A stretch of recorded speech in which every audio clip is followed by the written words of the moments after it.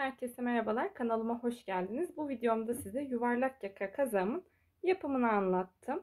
Şu şekilde lastikle başladım. Her parçasına ayrı ördüm, bitirdim. Daha sonra dikerek birleştirdim. Şöyle kollarını da göstereyim size. Kolları da aşağıdan başlayıp arttırma yaparak yukarıya doğru ördüm. Dikişle birleştirdim.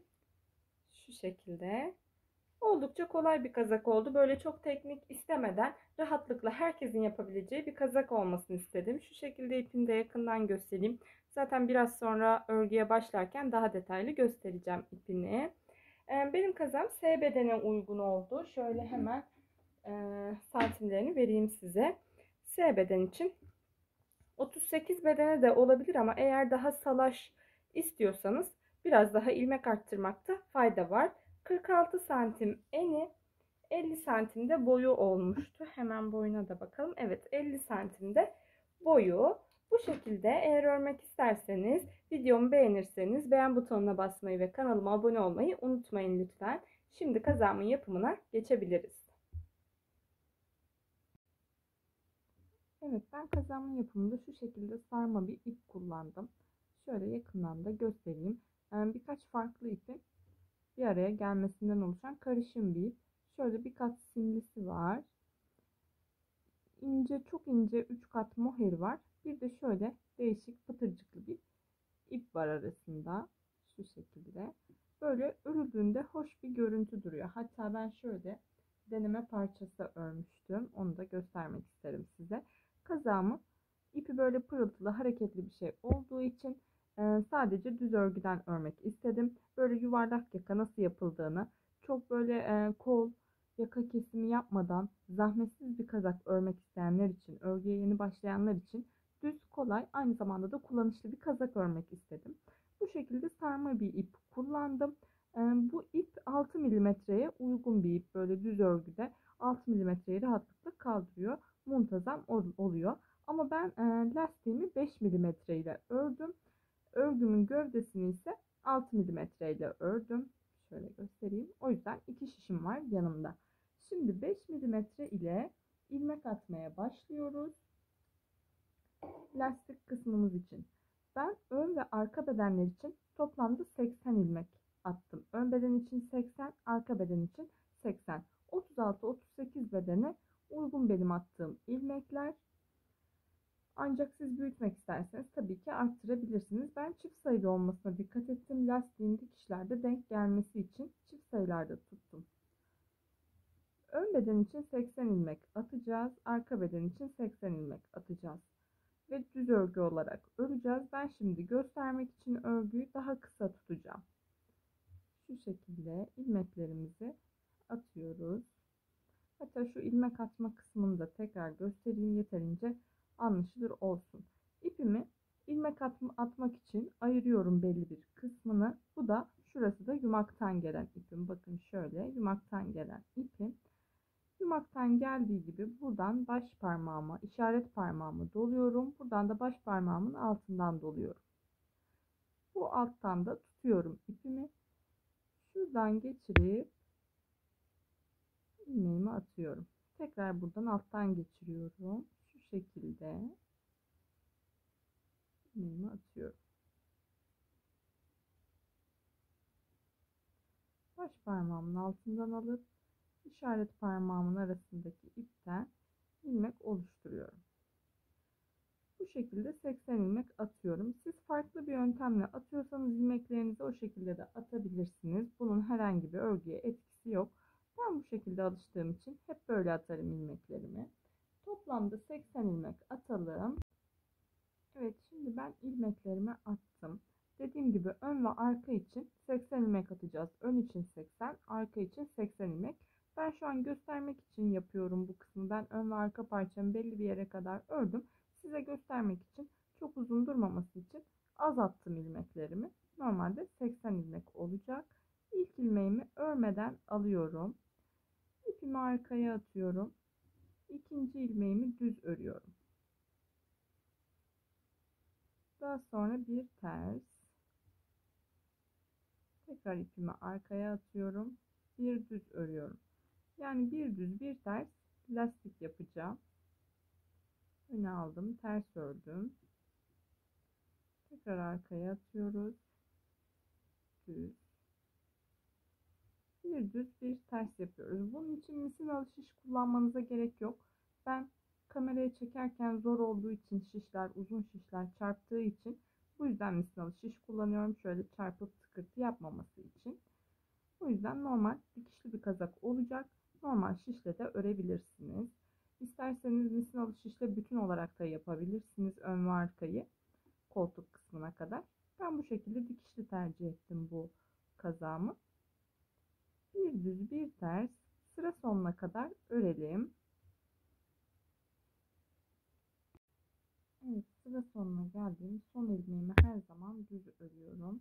Ben lastiğimi hep çift sayı başlıyorum. Düzle başlayıp düzle bitsin diye ilmeklerim dikişte daha güzel bir görüntü oluyor. Şimdi ikinci sıramdayım. Yine ilk ilmeğimi örmeden alıyorum. Bakıyorum ikinci ilmeğim düz denk geldi. Bu sırada düz gelenleri düz, haroşa gelenleri haroşa, yine bir ters bir düz örüyoruz. Lastik yapımını bilenler zaten hiç anlatıma gerek olmadan yapacaktır. Ben bir ters bir düz lastik uyguladım. İsterseniz bunu farklı da yapabilirsiniz. İki ters iki düz şeklinde de lastiği kurabilirsiniz. Bu şekilde düzleri düz, tersleri ters, toplamda 8 sıra lastik ördüm. 8 sıra lastiğimden sonra da düz örgü uygulayacağım. Bu şekilde 8 sıra örelim ve daha sonra gövde kısmına geçeceğiz. Evet, şimdi 8 sıramı yaptım. 8 sıra lastik yaptım. Şöyle göstereyim. 2 parmak kadar, 2 parmaktan çok az fazla. Siz bu lastiği daha geniş veya daha dar yapabilirsiniz. Tamamen zevkinize bağlı. Şimdi 6 milimetre şişime geçiyorum. Şöyle ilk ilmeğimi yine örmeden alıyorum ve diğer ilmeklerimin hepsini bir sıra boyunca düz örüyorum. İpim katlı olduğu için bazen katları ayrılıyor. Her katı almaya çalışıyorum. Şu an haroşadan lastikten düze geçirdiğim için daha dikkatli olmam gerekiyor. Çünkü bu katlı iplerde ara sıra böyle bir katının kaçmış olarak olunca kötü görüntü oluyor. Örgünün muntazamlığını bozuyor. Bu şekilde 6 milimetre şişime geçerek düz örmeye başlıyorum. Artık 5 milimetre şişimi kullanmayacağım. Bunu sadece ön ve arka lastiklerde ve kolların lastiğinde kullanacağım. Bir de yaka lastiğini yaparken. Onun dışında düz örgü ördüğüm yerleri hep 6 milimetre şişle yapacağım. Şöyle sıra sonuna kadar örgümü düz örüyorum. Zaten başka hiçbir örnek yok. Kol kesimi de yok. Yakaya kadar bu şekilde dümdüz örgümüzü örüyoruz. Yakada bir yuvarlak yaka kesimini göstereceğim. Ve daha sonra arka parçada ense kesimini göstereceğim. Sonrasında da omuzlardan ve yanlardan dikerek birleştireceğiz örgümüzü. Şu şekilde bakın sonuna geldim. Son ilmeğimi her zaman düz, ilk ilmeğimi de her zaman örmeden alıyorum. Artık 5 milimetre şişimi bir kenara bırakıyorum. 6 milimetre şişimle örmeye devam edeceğim. Şimdi ikinci sıramı da şöyle ilk ilmeğimi örmeden aldım. Haroşa olarak örüyorum. Sıra sonuna kadar haroşa öreceğim arkayı. Ön yüzü de her zaman düz öreceğim. Örgümde tek dikkat etmem gereken bu. Düz bir örgü örüyoruz. Yaka kısmına kadar aynı. Herhangi bir işlemi yok. Yakada artık boyunu ne kadar isterseniz. Yakası yuvarlak yaka olacağı için kapalı bir yaka olacak. Kazağınızın boyunu ne kadar olmasını istiyorsanız yakanıza kadar ölçün. O şekilde boyunu ayarlayın. Ben 50 santim civarında olmasını istiyorum. O yüzden boyun kısmına kadar 50 santime yakın 46-44 santimde bitireceğim. 44 santim sonra yakayı kesip yaklaşık 50 santime tamamlayacağım. Yakadan sonra bir 10 santim daha öreceğiz yani. 50-55 santim arasında olmasını istiyorum. Şimdi yaka kısmına kadar dümdüz örelim örgümüzü. Evet, ben kazağımın ön parçasını 44 santim olana kadar ördüm. Boyunun dediğim gibi yaklaşık 50 santim olmasını istiyorum. Ben 44 santimde yaka kesimini yapacağım. Yuvarlak bir yaka olacak. O yüzden buraya kadar örmek istedim. Siz daha uzun örmek isterseniz etek ucunu uzatabilirsiniz boyunu veya daha V gibi açık yaka olmasını isterseniz daha kısa da tutabilirsiniz. Bu tamamen kullanım zevkinize bağlı. Şimdi ben ortadan şöyle ilmek belirleyicilerimle yakamı keseceğim ilmekleri karar vermeye çalıştım. Şöyle iki kenardan 29 ilmek bıraktım. Bunu tamamen üzerime ölçerek iki köprücük kemiğime gelecek şekilde kazağı tuttum. Daha sonra da kenarlardaki sayıları eşitledim. 29 ilmek kenarlarda bıraktım. 2, 4, 6, 8, 10, 12, 14, 16, 18, 20, 22 ilmek de yakam için keseceğim. Bu 22 ilmeği bir kere de keseceğim. Daha sonra kenarlardan da hafif bir ovallik vermesi için kesme işlemi yapacağım. Ve birkaç sırada düz ördükten sonra omuza kadar kazağımı bitireceğim. Bu taktığım ilmek belirleyici olan ilmeklerim omuzlara ait, yakaya ait kesme olan kısım değil. Şimdi kenarlardan başlayalım bir tarafımızdan örmeye. Önce bir omuzu öreceğiz. Daha sonra da bir omuzu. Şimdi şu ilmek belirleyici olan kısma kadar örgümüzü aynı ördüğümüz gibi düz olarak örmeye devam ediyoruz. İlk ilmeğimi her zaman örmeden alıyorum. İpimi arkaya atıp düz olarak örüyorum. İlmek belirleyicimize kadar bu şekilde örelim. Evet, ilmek belirleyicime kadar geldim bakın. Şu ilmek belirleyicimi taktığımı da örüyorum. Şimdi bundan sonra bu 22 ilmeği keseceğiz. Bu tarafı saymıyorum artık. Ördüklerim benim omzum. 2, 4, 6, 8, 10, 12, 14, 16, 18, 20, 22, 24, 26, 28. Evet, 29 tane benim omzum. Şimdi 22 tane şu ilmek belirleyicime kadar yakamı keseceğim. Bu ilmek belirleyicim hariç, yani şuraya kadar kesme işlemini yapacağım. Şimdi bir tane örüyorum. Bir tane daha örüyorum.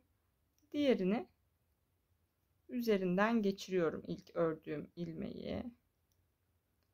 Şöyle birinci ördüğümün üzerinden geçirdim. Bu bir tane kalacak burada. Tekrar bir düz örüyorum. İlk kalan ilmeği, ipim katlı olduğu için şöyle üzerinden geçiriyorum. Tekrar bir tane örüyorum. Bir önceki ilmeği üzerinden geçiriyorum.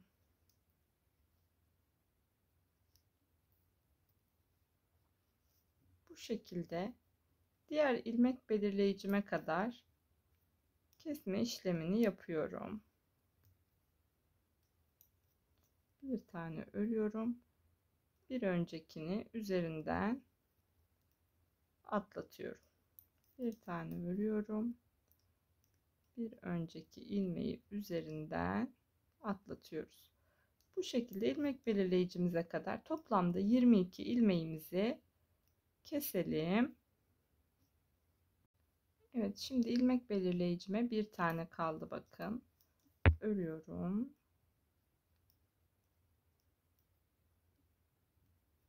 Kestim. Şimdi şu şişimde bir tane kaldı. Bu bir ilmek şuradaki 22 ilmeğe ait oluyor. Bu taraftaki omzumda 29 ilmek kalması için bu 29. ilmeği de örüp üzerinden geçiriyorum ve şimdi şu ilmeğimi takayım. 22 ilmeği kesmiş oluyorum. Bakın bu ilmek belirleyicimdeki ilmek oluyor ve bu omuzumda da 29 ilmek kalıyor. O tek ilmeği örmeye devam ederseniz bir tarafta bir ilmek fazla kalmış olur. Benim ölçülerim dediğim gibi videomun başında da 36-38 bedene uygun. Eğer siz arttırmak isterseniz ben 80 ilmek attım. Ben genelde çift sayı yapıyorum lastiğin denk gelmesi için. Kenarları her zaman düzle başlayıp düzle bitiriyorum. O yüzden çift rakamlı sayılarda istediğiniz kadar arttırabilirsiniz. Ve bu orta kısmı da kendi ölçünüze göre, kendi boyun ölçünüze göre de kesebilirsiniz. Ama 36-38 beden için bu ölçüler ideal olacaktır. Şimdi ilmeğimi alayım. Buradan düz örmeye devam ediyorum. Şimdi şu taraftaki omuzum şişte bekleyecek. Ben sol omuzumu örmeye devam ediyorum. Sıra sonuna kadar düz örelim. Çünkü başlarken de diğer omzu yaka kesimine kadar örmüştük. Bu sırayı tamamen örüyoruz.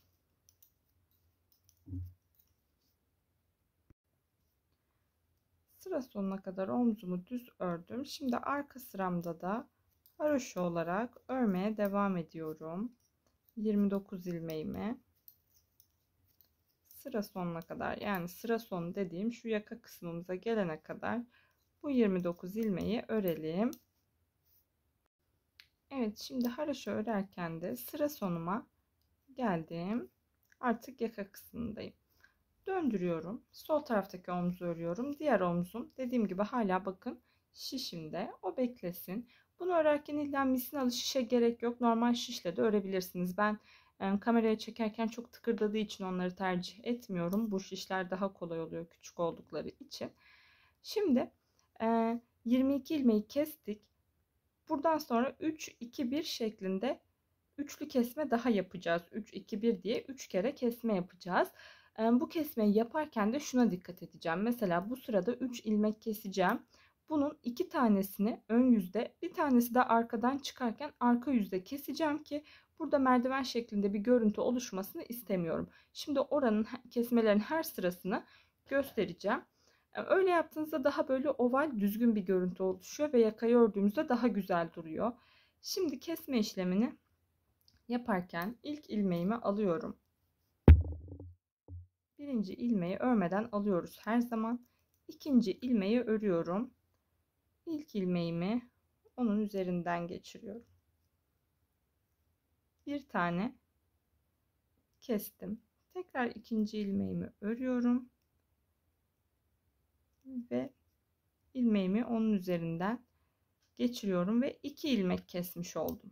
Şimdi üçüncü ilmeğimi kesmeden sıra sonuna kadar örüyorum, kol kısmına doğru. Sıra sonuna kadar öreceğim. Yakaya çıkarken diğer ilmeğimi keseceğim.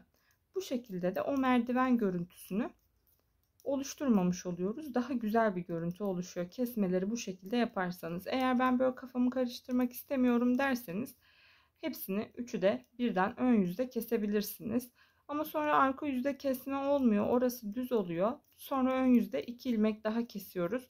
Böyle olduğunda merdiven görüntüsü oluşuyor. Şimdi ön yüzü bitirdim. Arka yüze, yakaya doğru geçiyorum tekrar. 2 tane kestik ön yüzde. Bunu unutmuyoruz. Sadece sayıları karıştırmayıp burada dikkatli olmak yeterli oluyor. Başka hiçbir püf noktası yok. Özellikle de böyle düz örgülerde, örneklerin olmadığı örgülerde daha muntazam gözükmesini istiyorsanız kesinlikle bu tekniği kullanabilirsiniz. Şimdi sıra sonuna kadar örüyorum.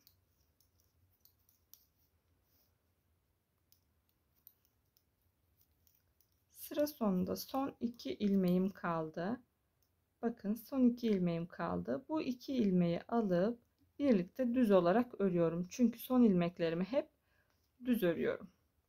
Şimdi ön yüzü çeviriyorum. Bakın direkt şöyle V şeklinde bir görüntüymüş gibi oldu. Eğer burayı düz örseydik burada bir tık düz ilerlemiş olacaktı. Sonra bir daha 2 ilmek kesecektik. Bir tık yine düz, yine bir ilmek kes. Merdiven gibi bir görüntü olacak. Yine bir git gel sırasında 3 ilmek kesmiş olduk. Şimdi 2 ilmek keseceğim. 3'ü kestik. 3 2 1 yapacaktık. Şimdi 2 ilmek keseceğim. Daha sonra bir ilmek keseceğim. Bu 2 ilmeği keserken de bu sırada önce biri ön yüzde kesiyorum. Biri de arka yüzde kesiyorum. İlk ilmeğimi örmeden alıyorum. İkinci ilmeğimi örüp ilkini üzerinden atlattım. Bir ilmek kesmiş oldum. Yine sıra sonuna kadar dümdüz örerek devam ediyorum.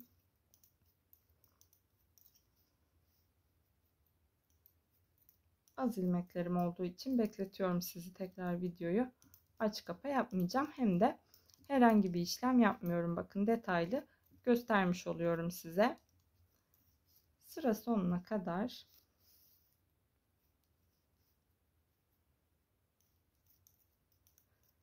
örüyorum düz ilmeklerimi. 2 ilmek kestiğim sıradayım. Bir tanesini ön yüzde kestim. Bir tanesini arka yüzde keseceğim. Şimdi yine arka yüze döndük. İlk ilmeğimi örmeden aldım. Haroşalarımı örüyorum yakaya doğru.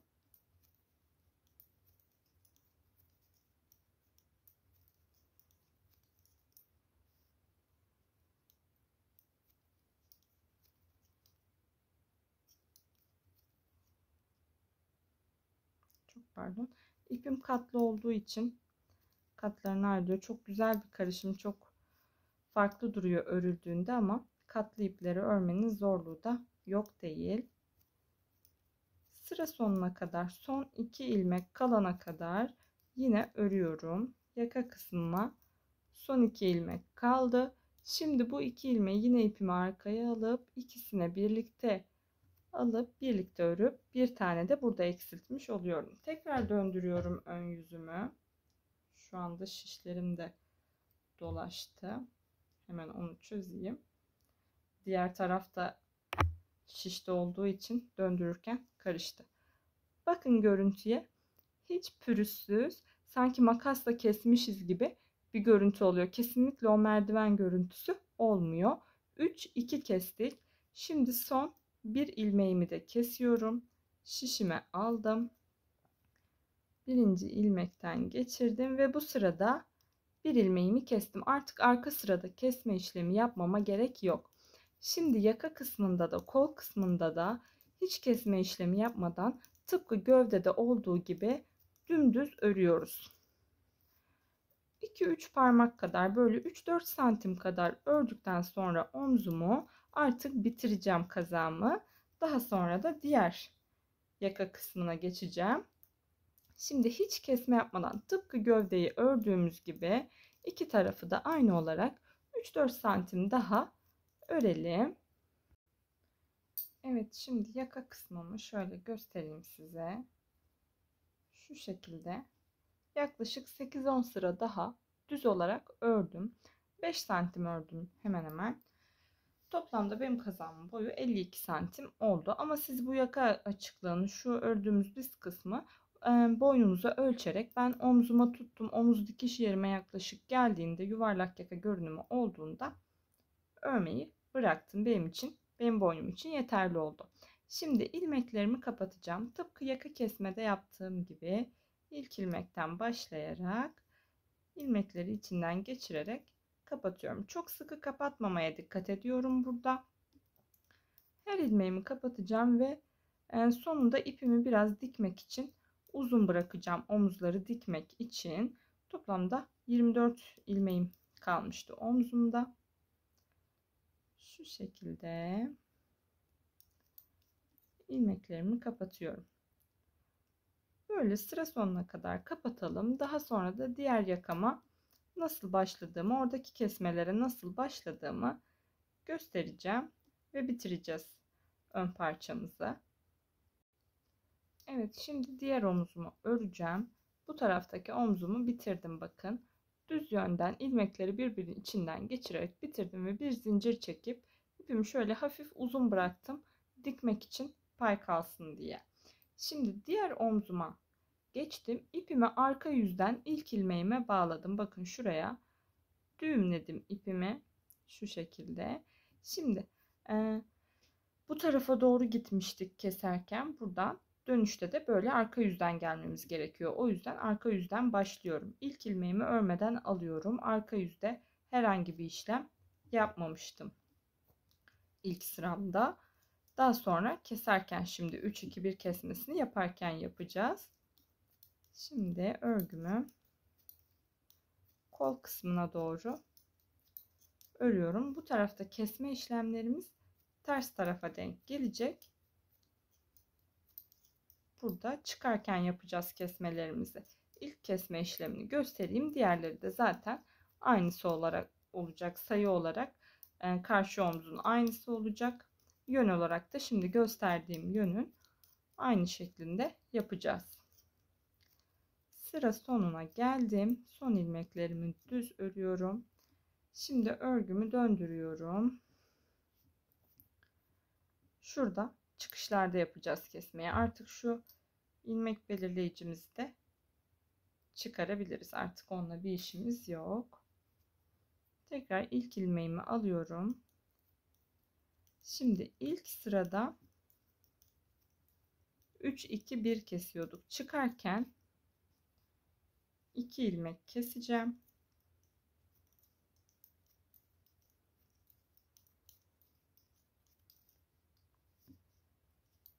Dönüşte de ters yüzde de 1 ilmek keseceğim ve bu sırada 3 ilmek kesmiş olacağım.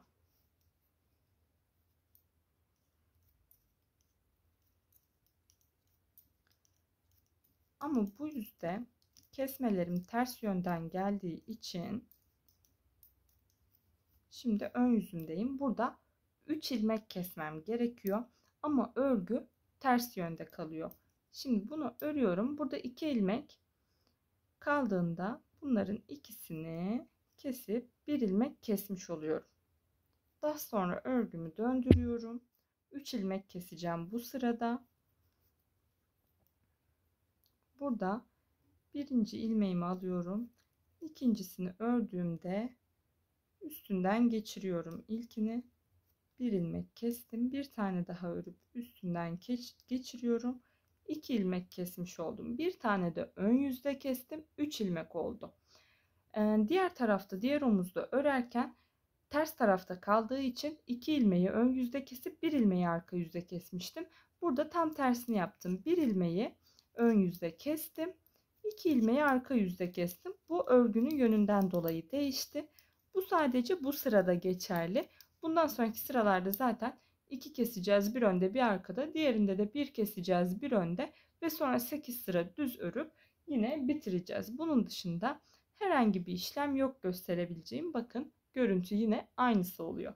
Bu şekilde karşı tarafla simetrik aynı ölçü ve sayıları yaparak örelim. Bu omzumuzu da bitirelim. Daha sonra arka kısmın yakasını göstereceğim sizlere. Evet, şimdi ön parçamı bitirdim.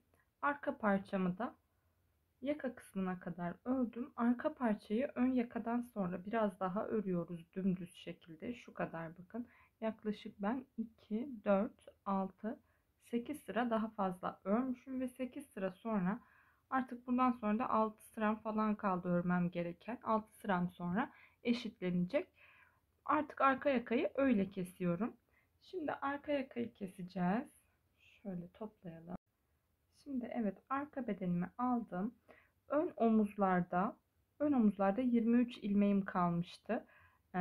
22 ilmek birden kesmiştim. Bir de 3-2-1 kesmiştik. Ben az önce 24 demişim, kusura bakmayın, onu düzelteyim. Eğer benimle aynı sayı yapanlar varsa, aynı sayıda aynı tarz iplerle yapanlar varsa onu düzeltmek isterim. Ama bir ilmeğin de çok da büyük bir önemi, etkisi yok. Şimdi ön omuzlarım 23 ilmek kalmıştı. Arkayı da daha geç kestiğimiz için arkada ön gibi çok 3-2-1 kesme yapmayacağım. O yüzden arkada omuz için 25 ilmek bırakıyorum. Bu taraftan da 25 ilmek bırakıyorum. Bu aradaki bütün ilmekleri kesiyorum. Kaç ilmeğim kalıyor? 2, 4, 6, 8, 10, 12, 14, 16, 18, 20, 22, 24, 26, 28, 30, 31 ilmeğim kalıyor bu arada.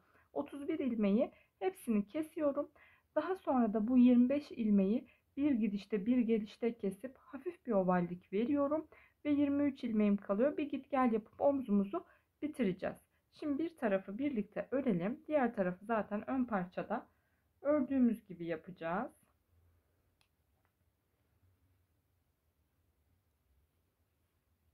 Başlıyoruz düz örmeye.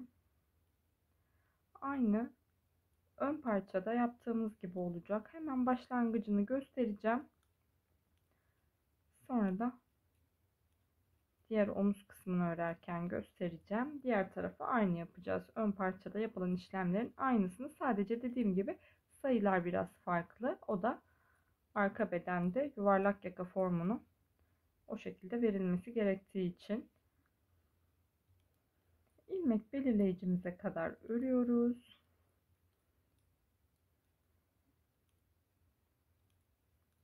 İlmek belirleyicimin takılı olduğunu da örüyorum. Benim 25. ilmeğim o.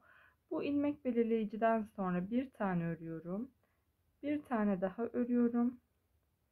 Ve bu ilk ördüğümü onun üzerinden geçiriyorum. Şöyle tekrar bir tane örüyorum. İlk ördüğümü ikincinin üzerinden geçiriyorum. Bu şekilde bu 31 ilmeği tıpkı ön bedende olduğu gibi yapalım diğer ilmek belirleyicimize kadar. Diğer omzumuza gelelim. Şimdi kesmesini bitirdim. Burada 31 ilmeğimi kestim. Şimdi ilk ilmeğimi düz alarak bir sıra git gel örüyorum. Yani bu ön yüzü ve arka haroşa yüzü örüp tekrar ön yüze geldiğimde bir kesme daha yapacağım. Bu sırayı bir git gel örelim tıpkı ön yüzdeki gibi. Daha sonra her ön ve arka sırada bir kesme daha yapacağız ve kesme işlemimiz arka için bitecek. Evet, bir sıra git gel yaptım. Şimdi birinci ilmeğimi alıp ikinci ilmeğimizi örüyoruz. Bunu üzerinden geçiriyorum ve bir ilmek kesmiş oluyorum. Şu anda şişimde 24 ilmeğim kaldı omzum için. Bir tane de arka yüzde çıkarken kesiyorum. Ve artık arka için kesme işlemimiz bitmiş oluyor. Arka yüzü örmeye devam edelim. Şimdi arka yüzüme devam ediyorum. Şu anda 24 ilmeğim var demiştim. Son arka yüzde de son 2 ilmek kalana kadar örüyoruz.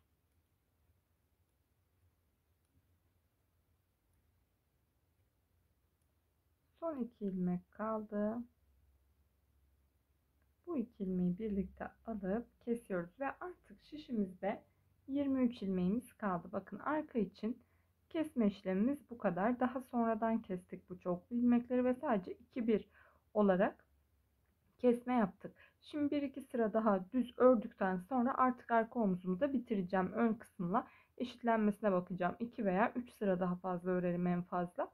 Şimdi örelim düz sıralarımı. Bitirdiğimde yine size sayısını vereceğim. Evet, şimdi bir omuzumu bitirdim arka parçamda. Bakın görüntüsü şöyle oldu. 2 ilmek kestikten sonra önde ve arkada birer ilmek kestik. Ondan sonra da 6 sıra daha ördüm. Ön ve arka olarak çift olarak sayarsanız 3 sıra ördüm. 6 sıra bir ön bir arka, bir ön bir arka, bir ön bir arka 3 kere gidip geldim ve bitirdim dördüncüde artık. Şimdi bu tarafım için de sağ tarafım için de aynı işlemleri yapıyorum ve omuz birleştirmeye geçiyorum.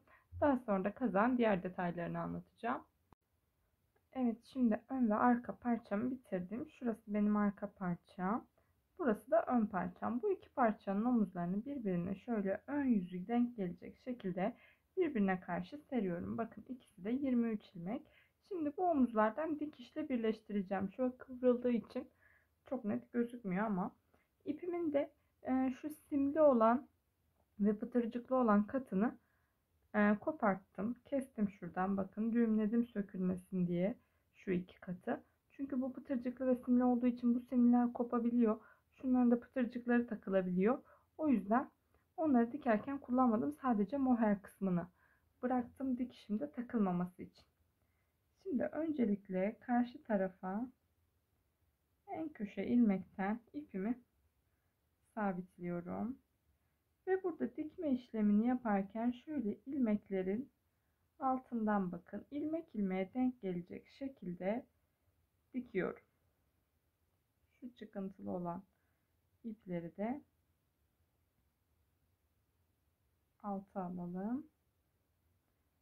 Şöyle bir karşı tarafın ilmeğinden bir de bu tarafın ilmeğinden bir alttan bir üstten ipimizi geçirerek iğnemizi dikmeye başlıyoruz. İlmek ilmeğe yaptığımızda bakın dikiş örgünün devamı gibi oluyor. Hiç belli olmuyor diktiğimiz. Bu yüzden ben her zaman ön yüzden ilmek ilmeğe dikerim. Tığ işlerimi de böyle yaparım. Şiş örgülerimi de bu şekilde dikmeyi tercih ediyorum. Bu şekilde omuz kısmımızı dikelim. Bakın işte bu kadar. Şöyle yaklaştırayım. Gayet düzgün, muntazam bir görüntü oluyor. Hatta hiç dikiş olduğu belli olmuyor bile diyebilirim. Şimdi şöyle şu uca kadar ilmek ilmeğe dikiyoruz. Tam denk gelmesi için. Aynı şekilde diğer omzumuzu da dikiyoruz. Daha sonra da kol için kollara başlayacağız. Onlar için sayıları vereceğim. Şimdi omuzlarımızı dikelim. Evet, şimdi kollarımızı örmeye başlıyoruz. Kolların başlangıcı da gövdenin lastiğiyle birebir aynı olduğu için bu kısmı tekrar anlatmadım. 38 ilmek çektim ve 8 sıra lastik ördüm. Tıpkı ön ve arka bedene başladığımızda yaptığımız gibi 5 milimetre ile 38 ilmek 8 sırada bir ters bir düz lastik ördüm. Şimdi 5 milimetreden 6 milimetreye geçiyorum, 6 milimetrelik şişime ve aynı zamanda arttırma yapacağım kollarımda. Düz örmeye başlayacağım ve bu sırada arttırma yapacağım. Şimdi ilk ilmeğimi örmeden alıyorum. Şöyle bir düz ve iki düz örüyorum. 3 tane örmüş oldum. 3 ilmek. Daha sonra dördüncü ilmeği şu alt kısmından bakın. Şurayı şöyle çekelim. Şu alt kısmını şöyle şişime takıyorum ve oradan arttırıyorum. Tekrar 3 ilmek örüyorum. Bu sefer haroşoya geliyorum bakın. Buradan alıp tekrar düz örerek arttırmaya devam ediyorum. Tekrar 3 ilmek örüyorum. Böyle 3-4 ilmekte bir arttırma yapıyorum. Toplamda şişimde sıra bittiğinde 46 ilmek olması gerekiyor. 3 ilmek örüyoruz. 3, 4. ilmekte bakın şöyle bir alt sıranın ilmeğini alır gibi şişe taktırıp düz örüyoruz ve ilmeğin kendisini de düz örüyoruz. Bu şekilde hem 6 milimetre şişe geçiyoruz, hem düz örüyoruz bu sırayı, hem de 3 ilmekte bir arttırıyoruz. Toplamda 46 ilmeğimiz olacak. Evet, şimdi 6 milimetrelik şişime geçmiş oldum. Şöyle kıvırayım, örmeme engel olmasın. Şimdi ön yüzde 3-4 ilmekte bir arttırarak bazılarının aralarında 3 ilmek, bazılarının arasında da 4 ilmek giderek toplamda eşit aralıklarla 46 ilmek yaptım şişimde. Şimdi arka sırayı da haroşa olarak örüyoruz. Şimdi 10 sıra hiç arttırma eksiltme yapmadan önden düz, arkadan haroşa olarak öreceğiz örgümüzü. 10. sırada iki yanlardan arttırma yapacağız. Bu şekilde 10 sıra düz örelim. Önden düz, arkadan haroşa. 10 sıra olduğunda iki yandan arttırma yapacağız. Evet, şimdi 10 sıra 46 ilmeğimi ördüm dümdüz, hiçbir arttırma veya herhangi bir işlem yapmadan 10 sıra ördüm. Şimdi ikişer tarafından da birer arttırma yapacağım. Şimdi ilk ilmeğimi alıyorum. Çok pardon.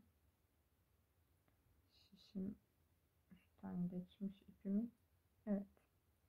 İlk ilmeğimi alıyorum. Söküldü. Ördük. Aldık ilk ilmeğimizi. İkinci ilmeğimizi de ördük. Hep arttırmalarımızı 3. ilmekte yapacağız. İpim yine arka tarafta düz örüyorum. Yine bir alttaki düz ilmeği alıyorum. Bakın. Şu öreceğim ilmek. Şu öreceğim ilmek. Bir altındaki düz ilmeği alıp şişime geçiriyorum. Aynı ilk sırada yaptığımız arttırmalar gibi örüyorum ve kendi ilmeğimi de örerek düz örgüme devam ediyorum. 3. ilmeğimde yapıyorum hep arttırmamı.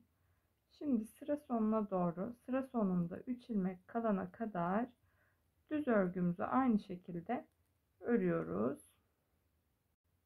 Şimdi sıramın sonunda yine 3 ilmeğim kaldı. Bakın bu sefer 3. ilmeğimi önce örüyorum ve yine bir alttaki ilmekten bakın alıyorum şişime. Onu da şöyle düz olarak örüyoruz. Tekrar gösteriyorum. 3. ilmeğimi ördüm. Son 2 ilmeğim kaldı. Alttaki bir alttaki ilmeği alıyoruz. Şişimizi geçirip düz olarak örüyoruz ve son 2 ilmeği de örüyoruz. Arttırmamızı yapmış oluyoruz. Her iki taraftan da birer tane. 46 ilmeğimiz 48'e çıktı. Şimdi buraya ilmek belirleyicimi takıyorum. Arttırma yaptığım yer belli olması için. Şimdi 10 sıra sonra yaptım arttırmayı. Artık bundan sonrakilerde 14 sırada bir her iki taraftan da arttırma yapacağım. Omuz kısmına gelene kadar. Sadece ilkinde 10 sırada bir yaptım. Şöyle göstereyim ben size diğer kolumu. Bakın burada 10 sırada bir arttırma yapmışım. Daha sonra 14 sırada bir tane daha. 14 sıra sonra bir tane daha. Toplam arttırmalarım 1, 2, 3, 4, 5, 6. Bu 6.'yı yaptıktan sonra da 2, 4, 6, 8, 10, 12, 14. Çok pardon. 6 arttırma sonra 14 sıra daha örüp bitiriyoruz. Yaklaşık benim kol boyum 50 santim. Evet, 50 santim benim kol boyum. Siz kendi kol boyunuza göre ölçebilirsiniz. Bu arttırmaları eğer daha toplu bir kolunuz varsa daha sık yapabilirsiniz. Ama standart 36-38 beden için bu ölçüler tam oluyor. Omuz kısmının genişliğini de şöyle ölçelim. Şu an kenarlar toplanıyor ve ütüsüz hali. O da 39 santim. Ütülendiğinde 40 santim olacaktır. Şu an 39 santim. Zaten ben 36-38 beden için kol evlerini 18-20 santim civarında bırakıyorum. Bu da katlandığında 17,5 santim falan oluyor. 18 santim oluyor hemen hemen. Evet, 18 santim civarında oluyor. Bu şekilde dediğim gibi sadece ilk arttırmamız 10 sıra sonra iki taraftan da iki baştan da aynı yaptığım şekilde yapıyoruz arttırmaları. Daha sonra da 14 sırada bir toplamda 6 arttırma yaparak kolumuzu bitiriyoruz. Daha sonra da kolları gövdeye nasıl birleştirdiğimi ve yaka yapımını göstereceğim. Ben de sizinle birlikte diğer kolu örüp kol dikimine geçiyorum. Evet, şimdi kazağımın kollarını bitirdim ben. Kolları dikmeyi göstermeden önce şu yakamı yapmak istiyorum. Bu yaka için misinalı şişe ihtiyacınız olabilir. Şöyle küçük misinalı şişlerde, büyük misinalı şişlerde kullanabilirsiniz. Ben büyükle kullanacağım. Bu biraz hem küçük gelecek, sıkışık olacak yakayı net görebilmeniz için. Hem de büyük şiş kullandığınızda nasıl çektirebilirsiniz onu göstereceğim size. Şimdi 5 milimetre şişimi aldım. Yakadan ilmekler çıkaracağım. Ben ilmekleri tığla çıkarıyorum. Önce şöyle ilmeğimi oluşturuyorum. Şöyle arka ense tarafından başlıyorum.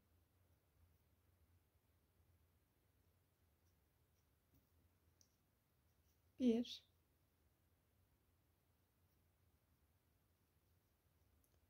2, 3 şu şekilde ilmekler çıkarıp 5 milimetre şişime takıyorum. İlmekleri 5 milimetre, yani yaka lastiğini 5 milimetre ile öreceğiz. Tıpkı kol ve gövde lastiklerinde yaptığımız gibi. 3,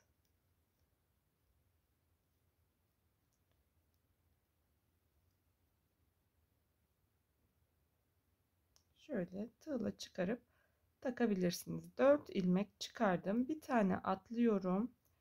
Tekrar 1,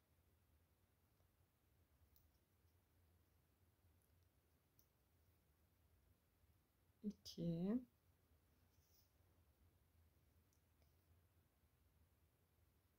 3, 4 ilmek çıkarıyorum. Bir tane ilmek çıkarma yeri şurada atlıyorum ve şu araya geçiyorum. Çünkü marullanma olmaması için yapıyoruz bunu. 1,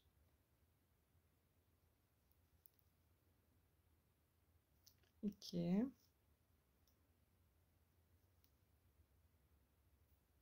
3, 4 ilmek çıkarıyorum.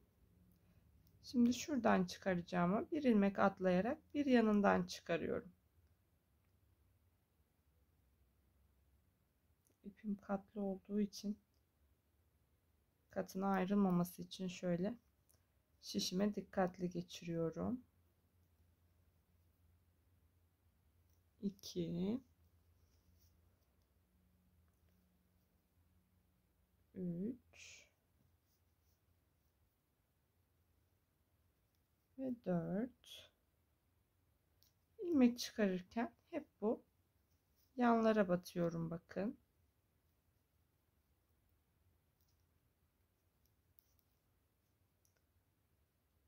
Burada bir tane atlıyorum. Bir yandakinden.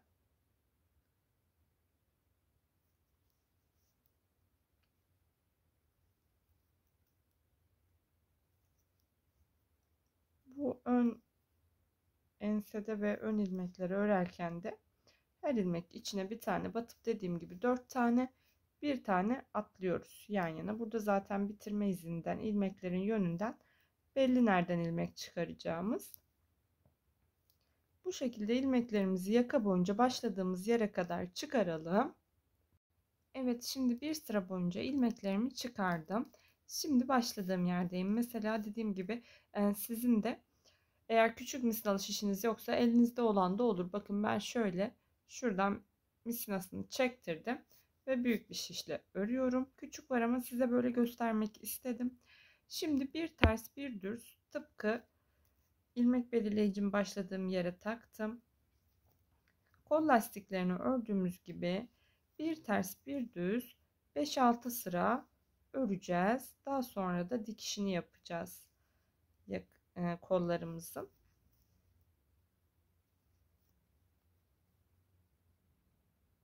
İki tane düz oldu, çok pardon. Bir ters bir düz, bunu haroşa öreceğiz. Bu şekilde haroşa düz olarak örelim ilmeklerimizi.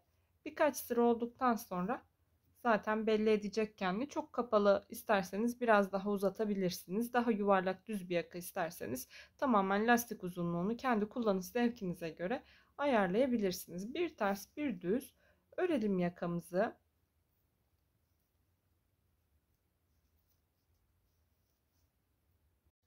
Evet, şimdi sıra sonuna geldim. Bir ters bir düzümü ördüm. İlmek belirleyici yerime geldim. Burada yine ilmek belirleyicimi arkaya alıp lastiğimi kurmuştum zaten. Onun üzerinden aynı gördüğüm gibi örmeye devam ediyorum. Dediğim gibi istediğiniz sıra sayısı kadar örebilirsiniz. Ben bitirdiğimde kaç sıra ördüğümü paylaşacağım sizinle. Bitirme kapatma işlemini de yine aynı omuzlarda yaptığımız gibi yapıyoruz. Bir ilmek örüp ikinci ilmeği örüp üzerinden geçirerek şöyle lastiğimi öreyim, daha sonra da kol dikimini yapalım birlikte. Evet, kazağımın yakasını bitirdim. Şöyle ben 6 sıra ördüm. Tıpkı omuzları kapattığım gibi de kapatma işlemini yaptım. Burası arka kısmı, bakın. Burası da ön kısmı. Şöyle yuvarlak kapalı bir yakası oldu. Henüz ütü yapmadım. Ütü yaptığımda şuraları da daha düzelmiş olacak. Şimdi kollarımızı da bitirmiştik. Kollarda 38 ilmekle lastiği başladık. Daha sonra 46 ilmeği çıkardık lastik bitiminde. 6 milimetre şişe geçtik. İlk 10 sırada bir, daha sonra da 14 sırada bir arttırarak 6 kere ördük. Şimdi şöyle kazağımı iki yana açıyorum. Şöyle şu kenarlarını da düzleyerek açıyorum. Hatta bu tarafına şöyle kumandayı koyacağım ben. Burayı da düzleyerek açalım. Çünkü ölçüsünü alırken net dursun diye. Şimdi bu kolu ben koluma iğneyi takmıştım. Fazla ip bırakmıştım. Yine dikerken şu simli iple pıtırcıklı ipi kestim. Düğümledim. Bana dikerken zorluk çıkarsın istemediğim için. İğnemi bu tarafa bırakıyorum. Mezuramı alıyorum. kol kısmını ölçtüğümde 39 santim oluyordu. 18,5 olan kısım şu dikiş yerine denk gelecek. Yani tam orta kısma. Şöyle tuttuğumda bakın. Şu 18,5 tam ortaya gelecek. Ben bu ortaya şöyle bir ilmek belirleyiciyle tutturacağım. Bu orta kaymasın. Hatta şu başı da tutturacağım ki ortadan sonra orayı da kaydırmayalım. Şöyle biraz esneterek alıyorum. Dikerken de öyle yapacağım. Çok buruşup burayı küçültmesin. Şöyle esneme payı var bakın. Şimdi mezuramı bırakıyorum. İpliğim kol kısmında takılı zaten. Şuradan esneterek bakın şu köşeye sabitliyorum.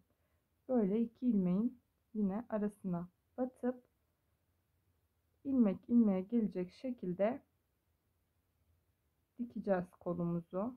Buradan da karşı sıraya batacağım. İlk önce kolla gövdeyi birleştireceğiz. Daha sonra da etek ucundan kol kısmın bileğine kadar da yanları birleştirerek hem de kol altını birleştirmiş olacağız. Böyle ilmek ilmeğe dikerek gidiyoruz. Bu şekilde diktiğimizde ön yüzden muntazam bir görüntüsü oluyor. Hiç dikiş olduğu belli olmuyor. Bütün dikiş tekniklerimi ben aynı yapıyorum zaten. O yüzden her yeri tek tek dikerek göstermiyorum. Tıpkı omuzda diktiğimle aynı. Ama bu kol birleştirme kısmını göstermek istedim. Ölçüsünün kaymaması açısından bu şekilde dikiyorum. Bu kısmı sonuna kadar dikelim. Daha sonra da ben şu kolumu yapmıştım. Bakın göstereyim size. Bu şekilde önce bu kısmı diktim. Daha sonra da şuradan kol lastiğinden başlayıp koltuk altına, koltuk altından da etek ucuna. Bakın şu anda tam şurası dikiş yeri ancak hiç belli olmuyor. İlmek ilmeğe dikiş yaptığımız için.